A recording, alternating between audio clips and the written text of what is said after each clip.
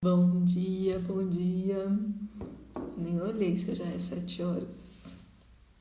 Eu comecei a escrever aqui o título. Que era... faltava 1 minuto. Eu desliguei o computador porque eu deixei o celular, ele tá apoiado em cima da tela do computador. E aí eu deixei desligado o computador hoje, porque ontem eu acho que deu tipo umas interferências. Ficou mudando a cor da tela do celular. Sei lá, de vez em quando acontece, né? É isso, bom dia para todo mundo que tá entrando. Hoje, né, talvez não tenha tanto tempo para eu falar, porque eu acho que as coisas que eu tenho que ler, eu até tentei olhar aqui, eu falei, não, deixa eu só ler essa parte, mas essa parte aqui, ela é tão importante, né? Tudo é importante, tudo que está sendo dito aqui nesse livro, né, do Prem Baba, né, vou mostrar ele de novo, né, que é o Amar e Ser Livre, tudo é extremamente importante. Mas isso daqui eu sinto que é a base de tudo, né, porque está muito relacionado com a psicanálise, né, porque é onde a gente apresenta para muita gente, que eu sei que não tem consciência disso, do que é a sexualidade, né, da amplitude desse conceito, né, e do quanto a gente aprende sexualidade como algo relacionado sempre à genitalidade. São coisas completamente diferentes, né? A sexualidade é a força vital. É ela que faz com que seja possível a gente estar aqui, a gente produzir, a gente exercer com criatividade tudo que a gente faz. Então é muito mais amplo. Então eu considero esse texto aqui hoje fundamental, assim, de muitas partes serem lidas, né, porque o Prem Baba, ele, né, fez uma escrita, assim, incrível, né, assim, muito, como fala, muito clara, com muita clareza, e ao mesmo tempo não tão longa para algo que não é tão simples de se explicar, tá? Então eu já vou começar a fazer a leitura, né, e depois acompanhar aqui o tempo para fazer alguns comentários, tá? Então vamos lá. E depois, não deixem de comentar, tá? Não importa por onde. Bom dia, Lê! Né? Não importa por onde, né? Para vocês, realmente, assim, tudo que vocês tiverem de dúvidas ou de não sei se aquilo é isso, Rodriguinho, os dois adoram. Rodrigo, bom dia. Rodrigo, já falei bom dia também, né? E então vamos lá, já vou começar a leitura, tá bom? O texto hoje fala sobre a separação interna, né? O que para muita gente eu sei que é algo completamente novo, né? É algo que muitas pessoas que eu conheço não têm a menor ideia sobre esse conceito, né? Sobre a importância de compreender de onde vem esse buraco que todos nós temos, né? De uma sensação existencial de falta, né? Tem algo faltando, que é o que nos leva a buscar o outro no relacionamento, né? Então esse texto explica isso de uma forma maravilhosa, tá? E é muito importante ter essa consciência. Não é a partir da consciência que esse buraco vai deixar de existir, mas é a partir dessa consciência que vai ficar mais claro o caminho a seguir, né? Vamos lá. A separação interna. Podemos comparar a jornada humana a um grande jogo, que alguns consideram um jogo divino. Ao nascermos nesse plano, nessa realidade material, somos submetidos às leis desse jogo. Alguns chamam esse processo de encarnação, mas não é preciso compartilhar dessa visão para concordar que todos compartilhamos uma mesma realidade material e que uma das regras dessa realidade é que tendemos a nos perceber como indivíduos separados do todo e relativamente independentes. Para a psicologia, esse sentimento de separação surge no momento da formação do self, a noção do eu, que se percebe apartado do resto. No hinduísmo, eles falam que isso está muito relacionado ao conceito de véu de Maya, né? E que essa realidade que a gente vive, e os budistas dizem que essa realidade que a gente vive, né, eles chamam de que é uma realidade ilusória e transitória, eles chamam de samsara, né?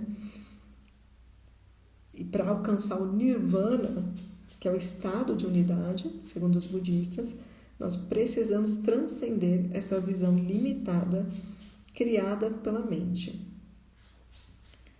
E qualquer que seja, né, a forma de ver o mundo, o fim do jogo é quando o ser desperta do sonho e encontra a unidade. Segundo a tradição hindu, quando o ser encarna em uma matriz corpórea e tem a sua visão coberta pelo véu de Maya, ele começa a se esquecer totalmente da sua natureza primordial, da sua essência, que é divina, e começa a formar uma falsa ideia do eu, que é construída a partir de referências externas que são absorvidas pelo ego, que foi aquilo que eu comentei ontem, né?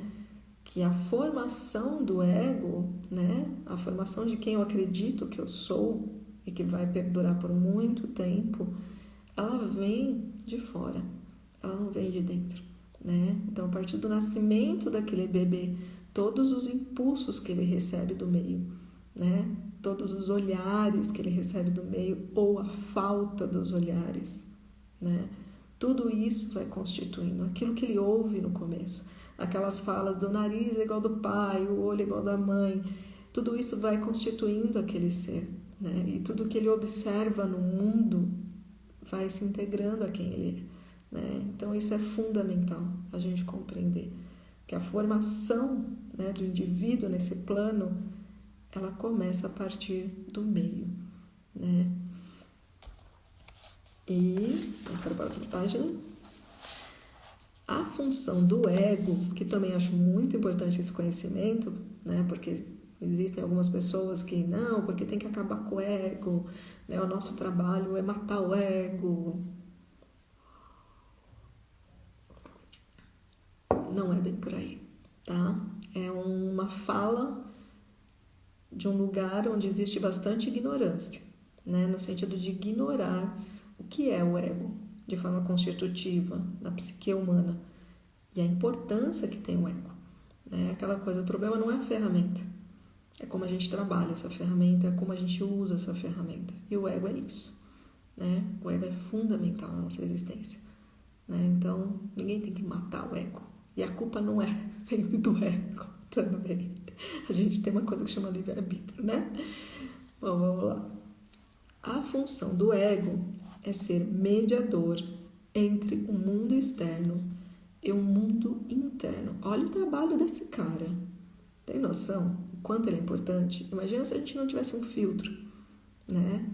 Se a gente, tudo que eu desejo, né, se eu fizesse, e o outro também, né? Se todo mundo fizesse o que todo mundo quer fazer, imagina o caos que seria esse mundo, né? Então, o ego, querendo ou não, construído a partir dessas referências externas, sociais, culturais, parentais, né? Ele se torna ali uma balança sobre o que eu posso ou o que eu não posso fazer para viver na cultura, né? Então, olha o nível de importância e olha o trampo, né? Ele tem que lidar com tudo que vem de fora, tudo que vem de dentro e equalizar isso para que a gente tenha o menor nível possível de tensão na nossa psique, né? Não é para qualquer um, né?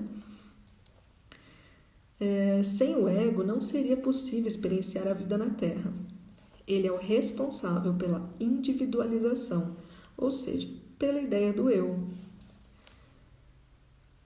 Ele serve como referência de identidade, porém uma identidade que tende a sentir-se separada do todo.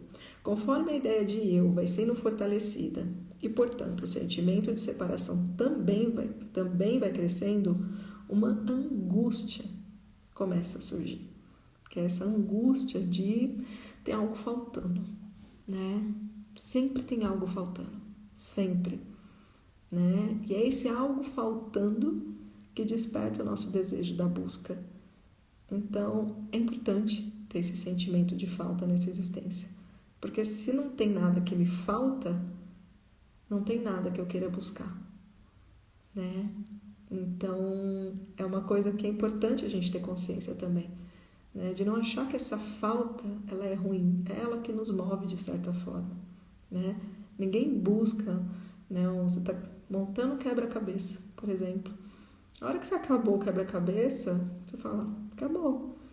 Mas se tem uma peça faltando, gente, você sai que nem uma louca procurando em todos os lugares da casa, né? Então, querendo ou não, a falta é o que nos move, não é o excesso. E é uma das grandes questões na atualidade, né? Onde a gente vê muitas famílias, principalmente de classe média alta, né? Que tem poucas faltas, principalmente para as crianças, né? E aí entra naquele livro que é da Jujut, que é a falta que a falta faz, né? Isso é muito importante. Vamos lá. Isso ocorre logo nos primeiros meses de vida. Então, essa falta já começa bem cedinho ali no bebezinho, né? Essa angústia. Imagina um bebê que não tem consciência ainda com essa angústia, né? Então, não é à toa que os bichinhos choram para danar, né? Essa angústia nasce justamente do sentimento de separação e do esquecimento da essência primordial da verdadeira identidade do humano. Esse sentimento é atenuado quando a criança recebe os cuidados da mãe. Olha a importância, né? E da mãe aqui, ele está falando mãe, mas entendam, né? Entrar aqui numa fala mais psicanalítica, né? Da figura materna, de alguém que representa esse papel. Não importa se é mulher ou se é homem, tá? Não importa se é o tio, se é a tia, se é a avó, se é a vizinha, se é a babá, né? É importante para a criança, né? Para a formação do indivíduo, né? Principalmente nos primeiros anos, nos primeiros meses. E sempre vai existir, tá? Sempre vai existir alguém, né? Você fala, não tive mãe, não tive pai, mas vai existir alguém que veio com as características, né, necessárias de alguém que represente a figura paterna, né, do masculino, né, com uma porcentagem maior de essência masculina, yang, e vai ter sempre uma figura materna, né, da essência feminina, né, das características que compõem esse arquétipo. Então, não é aqui uma definição de quem é a pessoa ou propriamente do seu gênero. Não, tanto faz. Sempre vai existir figura materna e figura paterna na formação desse indivíduo, né? Alguém com quem ele vai se identificar, tá? Nos primeiros meses, nos primeiros anos de vida. Então, esse sentimento, né, dessa falta, essa angústia, ele vai ser atenuado quando a criança recebe o cuidado da mãe, né, da figura materna, porque isso faz com que ela relembre desse estado de unidade. Então, conforme o ego e o sentimento de individualidade vão sendo fortalecidos e, portanto, a angústia de sentir-se separado vai aumentando, um aspecto da consciência que busca reconexão, que busca voltar ao estado de unidade, é ativado. A sexualidade. Olha isso como é importante. Ao falar de sexualidade, estou tratando de um aspecto da consciência que pode se manifestar através de 3 forças: sexo, eros e amor. São 3 coisas distintas que compõem a sexualidade. Todos eles são desdobramentos da mesma energia vital, que é a sexualidade, que se manifesta neste plano como energia sexual, criatividade, alegria e tudo o que gera prazer. E aqui é importante a gente lembrar, né, que para ter prazer não é só a relação sexual, né? No entanto que muitas vezes, né, as pessoas substituem, inclusive, né, essas questões, esses desejos internos, né, não ditos e muitas vezes malditos, comendo em excesso, por conta do prazer oral, né, do prazer de comer. Então, é importante ir além na compreensão dessas questões, desses conceitos, né? Essa energia, ela é a força criadora do universo. sobre a qual vamos falar nesse livro. Esses aspectos são forças que têm em comum a busca da fusão, o retorno à essência. Então, gente, é muito doido nessa parte que ele fala, né, que é a força criadora do universo.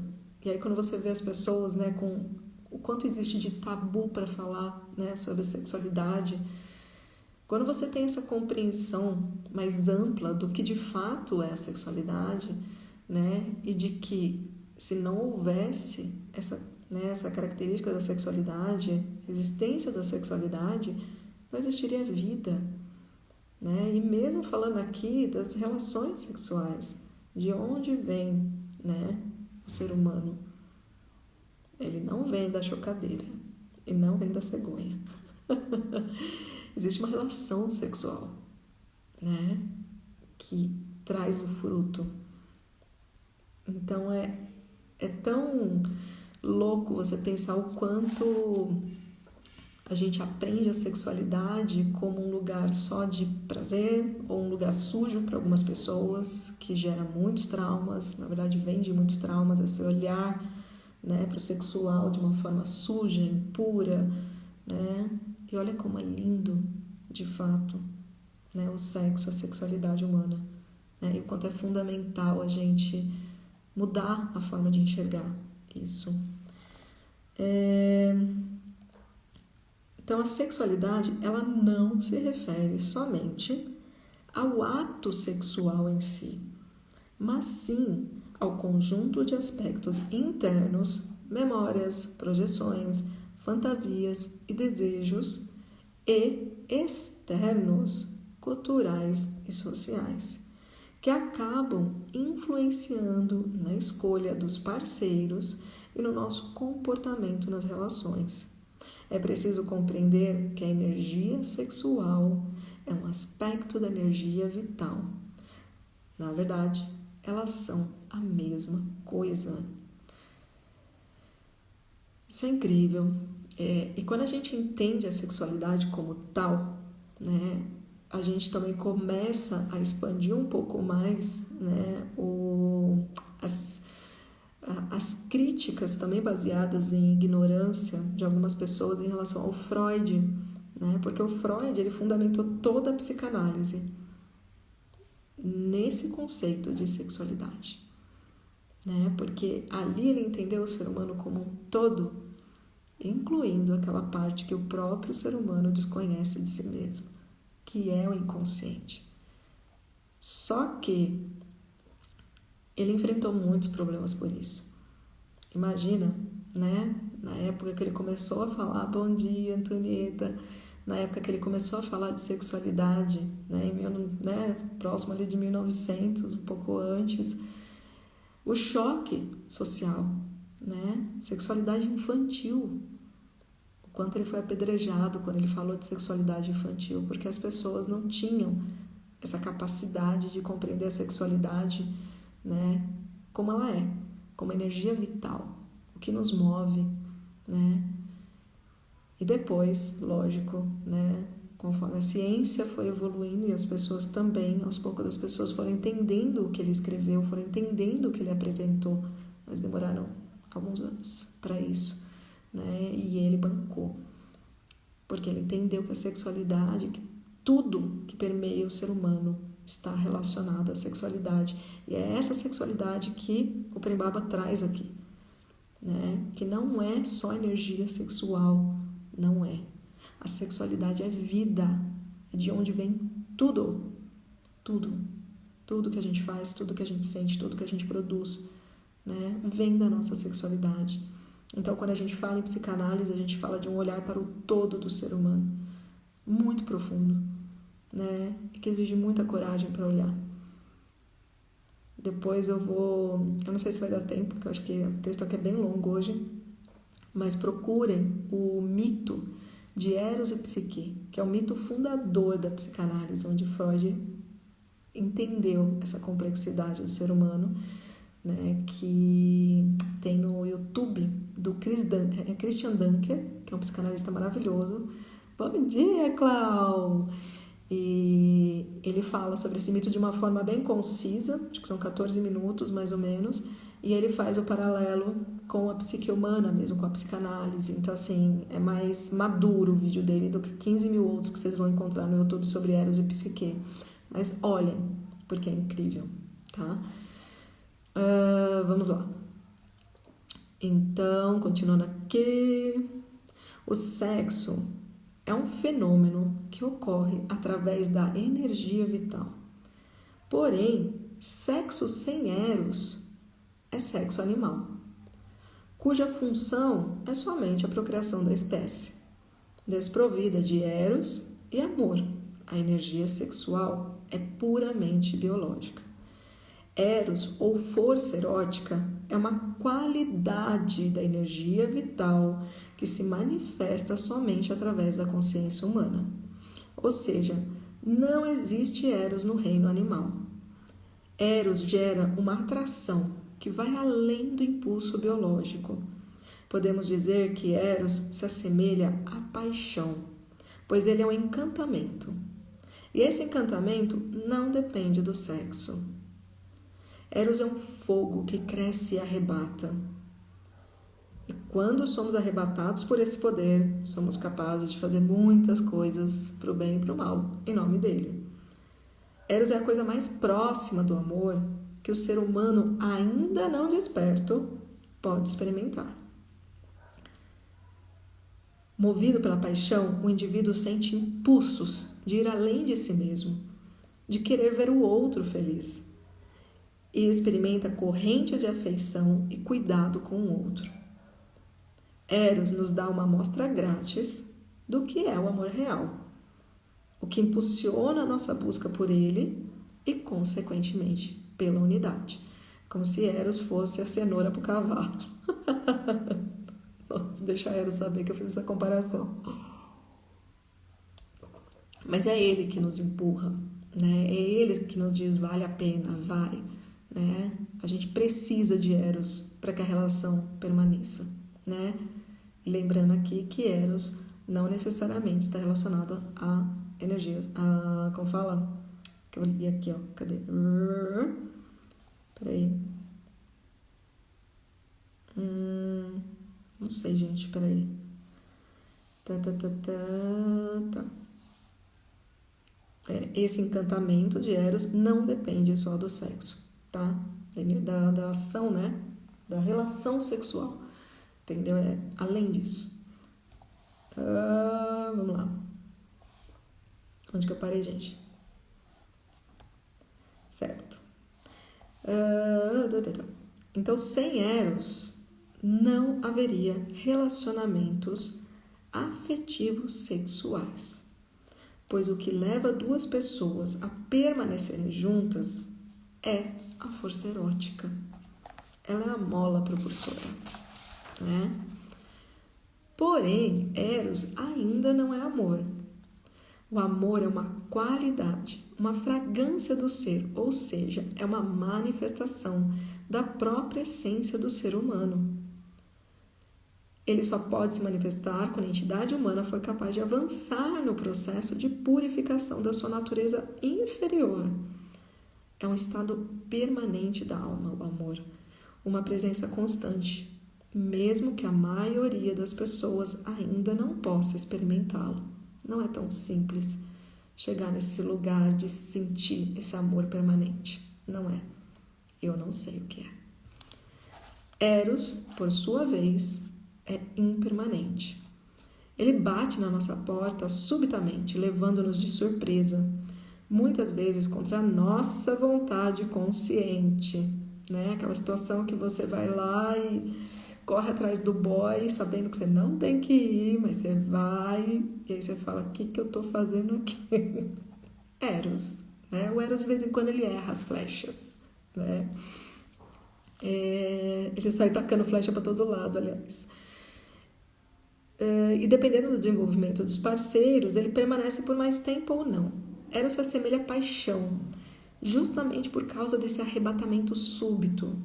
Porém, Eros em si é um raio de luz. É a consciência maior nos direcionando para onde precisamos ir. E onde precisamos ir aqui não significa onde precisamos ir para sermos felizes e contentes e saltitantes. Não. Muitas vezes Eros nos direciona para um lugar de sofrimento. Porque o nosso propósito na Terra não é a felicidade, é a evolução. A felicidade é como se fosse assim, os brigadeiros que você ganha no caminho, né? Mais ou menos. Para quem gosta de brigadeiro, tá? Se você não gosta de brigadeiro, pense em outra coisa que você ama de paixão, entendeu? Então, isso seria felicidade, né? Agora, o nosso objetivo como humanidade é evolução. E o Eros nos leva para realizar coisas que vão nos fazer evoluir. E, às vezes, através da dor, né? Da frustração, de ter que lidar com contrariedade. Estamos todos nesse lugar agora, né? Tá.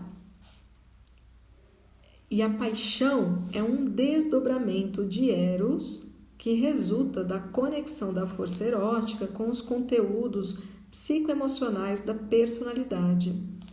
E esses mesmos conteúdos, quando não devidamente purificados ou integrados, impedem que Eros atinja sua meta de despertar o amor em nós.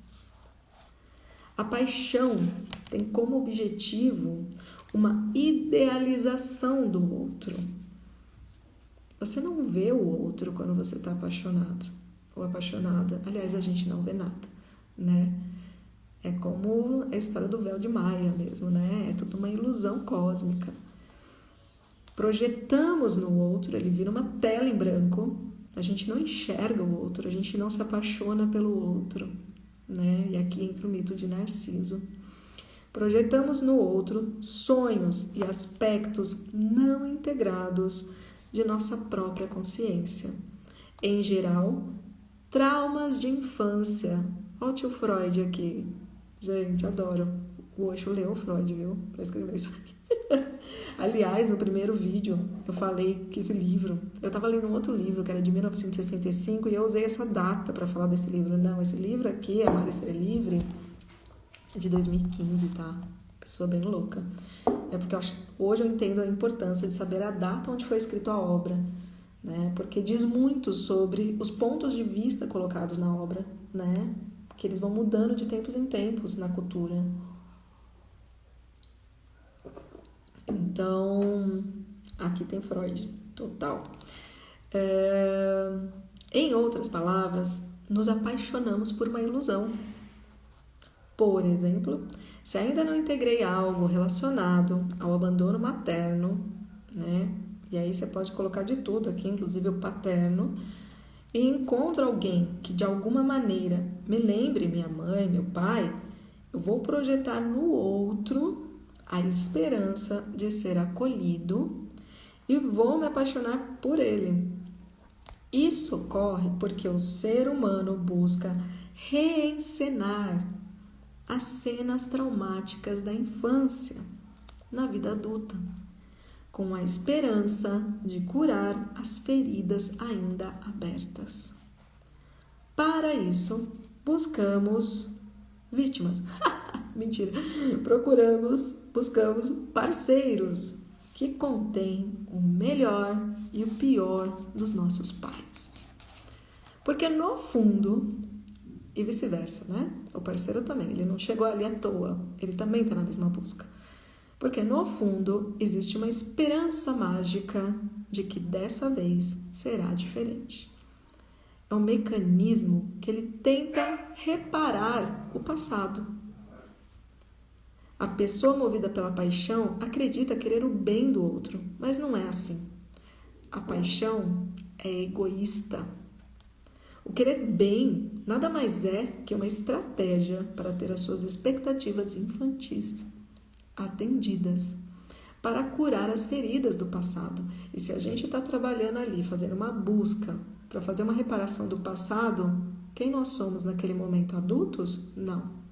Somos crianças, né? Então a paixão, ela nasce, né? Quando ela nasce dentro de uma postura infantil do indivíduo. E é por isso que tem tanta coragem, impulsividade, excesso de confiança, né? Alegria, tudo que também remete à infância, né? Não só a parte que traz as dores inconscientes, os traumas. O querer bem nada mais é do que uma estratégia para ter suas expectativas atendidas, para curar as feridas do passado. Mais cedo ou mais tarde, porém, a verdade vem à tona. Ninguém pode curar nossas feridas, a não ser nós mesmos. Essa descoberta é o mais longe que a paixão pode nos levar na jornada. Se não for temperada pelo amor, a relação irá retroceder, porque Eros, na forma da paixão, acorda os monstros internos: insegurança, ciúmes, carência, possessão, todos os aspectos ou marcas do passado que ainda não foram curados. Nós atraímos justamente aquilo que precisamos integrar. É sempre assim. Se o casal for maduro o suficiente para lidar com os balanços da relação, compreendendo que isso faz parte da jornada, os parceiros poderão atravessar as noites escuras da relação e alcançar a meta maior, que é o amor. Com isso, podemos compreender um pouco mais sobre a importância dos relacionamentos dentro do jogo da vida. Eles estão justamente a serviço da realização da meta final, que é a experiência da unidade. Na realidade, a vida humana foi projetada para que isso aconteça. A própria dualidade entre masculino e feminino é uma expressão desse fenômeno. Os opostos existem justamente para serem reintegrados. A energia gerada pela tensão dos opostos é o que possibilita o nascimento de algo novo.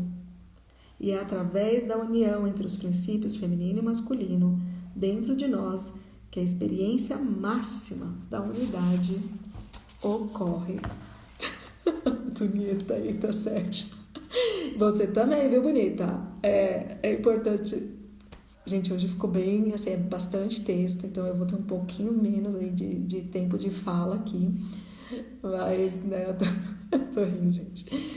Porque, assim, é importante a gente pegar essa leitura e é sobre os dois sempre, né? Os dois estão nessa busca, né? Nós temos aqui dois lados, né? É uma troca. Então, assim, um está buscando reparar essas questões do passado e o outro também. E é por isso, por conta dessa vibração que se encontra, que acontece essa união, né? Então, tem um motivo, tem um propósito de vida, né? Tem um propósito individual, né? Muitas vezes a gente fica ali naquela batalha dentro de um relacionamento, querendo impor para o outro, né? Querendo impor para o outro, né, aquilo que nós queremos que ele seja. Então quer dizer que a gente ainda está no lugar de idealizar. A gente ainda está colocando aquela pessoa no lugar que não é ela. A gente ainda não está enxergando aquele indivíduo, né? Porque a gente não se enxerga, né? Eu só consigo ver o outro de fato, né? E ter uma relação de amor como um objeto, né? Na psicanálise a gente fala de objeto de amor, né? Antes de conseguir fazer uma relação de objeto de amor, a gente tem o objeto como um objeto parcial, segundo a psicanálise, justamente porque ele ainda não existe essa completude. A gente não consegue de fato se relacionar a partir do nosso todo, né? De nós como nós, de entender primeiro quem eu sou, né? Quem é o outro, o que é o outro, a serviço do que está o outro. É só quando eu tenho esse entendimento, né, sobre mim mesma que eu consigo de fato me relacionar com o outro, né? Porque daí eu já não projeto mais, eu já sei o que é dele, quem é ele, e eu já sei o que é meu, eu já sei o que ainda falta que está nele, mas que não é dele, né? Que é algo que eu espero que ele faça, porque meu pai, não sei o que, né? E vice-versa. Então, é muito importante essa consciência, né, de que o relacionamento é um trabalho lindo, ele pode ser um trabalho maravilhoso de autoconhecimento, né, mas precisa trabalhar os eixos, né, ou seja, o individual precisa ser trabalhado para que o casamento opere de forma saudável e promova o crescimento, a evolução, que é para isso que a gente está junto. Não é só casamento, né? Tipo, para casar, ter filhos, ter netos, bisnetos, uma casa, um carro e nas férias viajar, né? Assim, tipo, ir tirar foto, postar no Instagram, né? Então, assim, não é isso, né? Casamento é uma escola, assim como a vida, né? O casamento é um lugar de aprendizado sobre nós, acima de tudo, né? Porque você tem que ver no outro, no convívio diário, que é o grande desafio, né? O casamento, essa união de duas pessoas que convivem todos os dias, que tem que compartilhar, que tem que ter consenso, que tem que entrar em acordo, que tem que criar filhos. Caraca, é extremamente desafiador, né? Então tem um dia eu vi um meme que eu achei incrível, que falou assim, tipo, Jesus te ama porque ele não convive com você. Gente, eu amei. Porque é a pura realidade, né? É aquela coisa que as pessoas são admiráveis enquanto você não convive com elas. Porque todo mundo tem os dois lados, né? Então a gente precisa tomar essa consciência. E eu acho que o mais importante de hoje é essa questão da sexualidade, né? Então, se vocês sentirem, né, que esse vídeo, né, pode ser útil para alguma pessoa, né, que provavelmente precisa compreender isso e que vai te ajudar, inclusive, muitas vezes, se ela compreender isso. Essa questão da sexualidade, do entendimento da sexualidade como energia vital que está em tudo. A partir do momento que a gente começa a olhar para a sexualidade como ela é, todos os tabus, os preconceitos, eles vão cedendo. Eles vão cedendo porque o véu de Maia vai caindo, né? E a gente consegue, de fato, se integrar com a sexualidade. Entender o quão complexa e maravilhosa ela é. Sem ela não estaríamos aqui, né? Como fazer desse tema um tabu? É pura ignorância. É pura ignorância, né? E é isso. Espero que tenha feito sentido, que possa ajudar quem estiver aqui, né? Quem estiver ouvindo, né? Quem for ouvir aí mais pra frente. Uma ótima semana para vocês. Amanhã estaremos aqui de novo. Deixa eu ver até qual que é o próximo tema para já falar aqui, como que vai ser amanhã. Lembrança da meta, despertar o amor, que é o nosso objetivo, né? E que não é fácil. É desafiador, mas é possível. Mas primeiro a gente precisa entender quais são esses traumas, quais são essas dores, como que foi o olhar de mãe e pai, né, da figura paterna, figura materna, no início da nossa vida, né? E é esse é o trabalho que a gente faz em análise, né, de trazer tudo isso para a consciência, né, de com o interlocutor você conseguir ressignificar tudo o que aconteceu, né? E compreender e trazer para a consciência e se apropriar da sua história, né? Trabalhando para que ela atue a seu favor na sua jornada e não contra você. Porque enquanto ela está ali no inconsciente, o gasto de energia vital é enorme, né? Quando a gente tem conteúdos que a gente não quer acessar, que a gente não tem nem ideia de que eles existem ali, mas que muitas das nossas ações são movidas por aqueles conteúdos, inclusive os nossos conflitos no relacionamento. Grande parte ocorre por conta desses conteúdos que não tem nome, dessas angústias que não tem nome e que a gente projeta no outro, né? E só através de um processo analítico que você consegue, de fato, desenvolver a coragem, a capacidade de olhar para eles, dar um novo significado e endereço, né?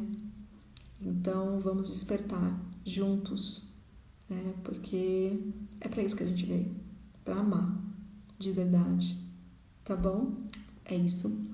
Beijo grande, obrigada por estarem aqui. Compartilhem com as pessoas que vocês sentirem que pode ajudar, né, de alguma forma.